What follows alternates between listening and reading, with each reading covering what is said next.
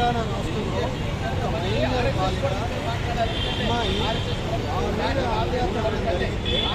ఈ దేశంలో ముఖ్యమైన పదవిగా ఉన్న సాధనగా ఉన్న బండి సంజయ్ కుమార్ కొడుకు అత్యాచారం చేసిందని చెప్పి ఆరోపణలు వస్తే కనీసం కూడా స్పందించకుండా, అంటే ఆయన ఈ దేశ ప్రభుత్వంలో భాగస్వామ్యం కాకుండా ఒక బీజేపీ నాయకుడిగా ఈరోజు వ్యవహరిస్తున్నట్టు ఆయన మాట్లాడుతున్నారు.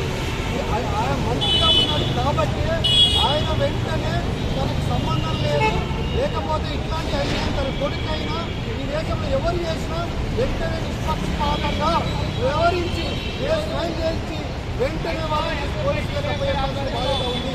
కానీ ఈరోజు సంజయ్ కుమార్ సంజయ్ ఈరోజు ఆయన ఒత్తాసు పలుకుతూ పైగా కేసు తప్పు పట్టించినట్టు చేస్తా ఉన్నాడు.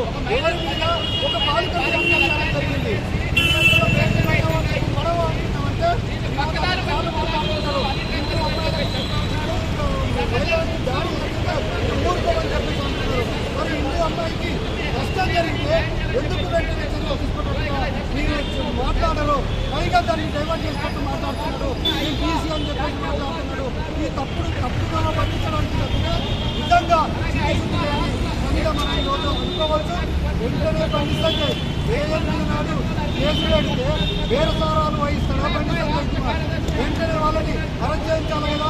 తన కొడుకైతే మాత్రం మన మామూడైనా ఇంకోరైనా సరే మేము ఊకమని చెప్పాలి కదా.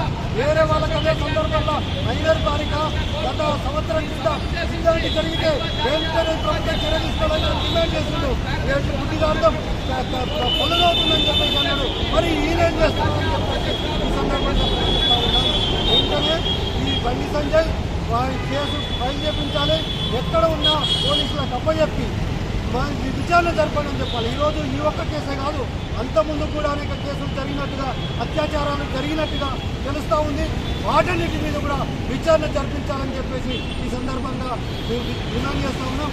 పేరు విజయ్ కుమార్, జిల్లా ప్రాస.